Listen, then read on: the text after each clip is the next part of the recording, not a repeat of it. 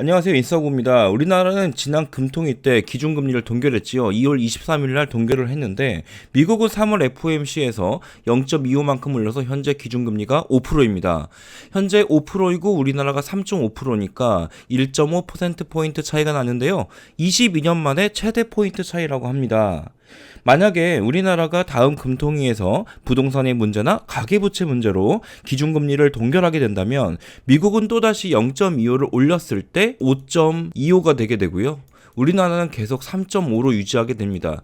이런 경우에는 차이가 1.75%포인트까지 벌어지는데 그러면 우리나라는 한 번도 가지 않는 길로 들어서게 됩니다. 그렇다면 기준금리가 차이가 나게 되면 어떻게 되냐면은 역대급 금리 차이로 우리나라에서 외부로의 자금 유출을 걱정할 수밖에 없어지게 됩니다. 우리나라에 그 돈을 넣어봤자 3.5%밖에 안 주는데 미국에 돈을 넣으면은 5.25를 준다? 말이 안 되는 거죠. 본래 금리라는 게 리스크가 크면은 돈을 더 많이 주고 리스크가 작으면은 돈을 더 적게 줘야 되는데 우리나라는 리스크는 큰데 돈은 적게 주고 미국은 리스크는 낮은데 돈은 더 많이 주는 요상한 그림이 그려지는 거죠. 이렇게 되다 보니까 한국의 자금이 유출된다는 걱정은 할 만한 얘기가 됩니다. 그런데 말입니다.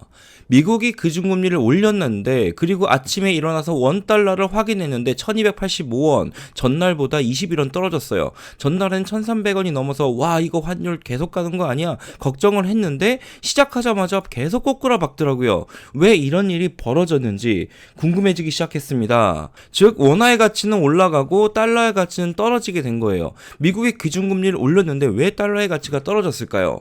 전날에 일어났던 일들을 알아보겠습니다. 이것에 대한 가장 큰 원인은 FOMC 파월의 기자회견 직후에 재무부 장관인 앨런 할머니가 발언했기 때문이에요. 앨런은 상원에서 증언을 했는데 공화당 아저씨에게 질문은 이랬어요. SV 파산으로 예금을 무한대로 보상한다고 했는데 만약에 다른 은행에서 뱅크런 터지면 그 예금도 보호해 줄 거야?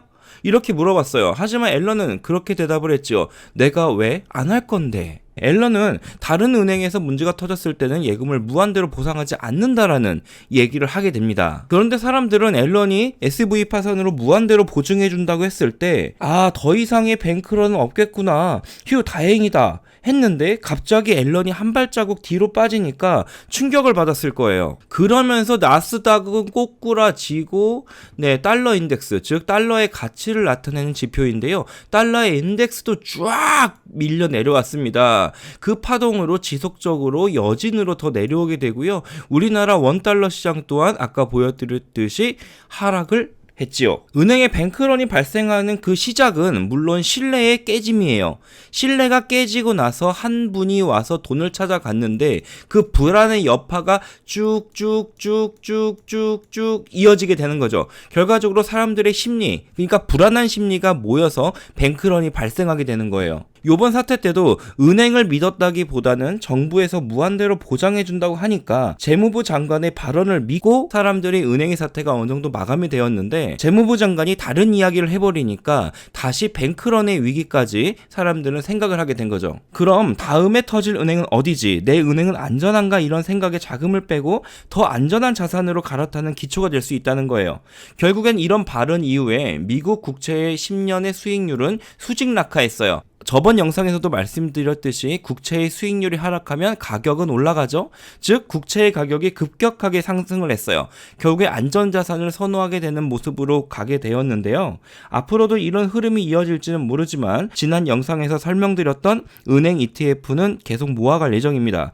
은행 ETF 관련 영상은 상단을 참고하거나 더보기 링크가 있으니 참고해주세요.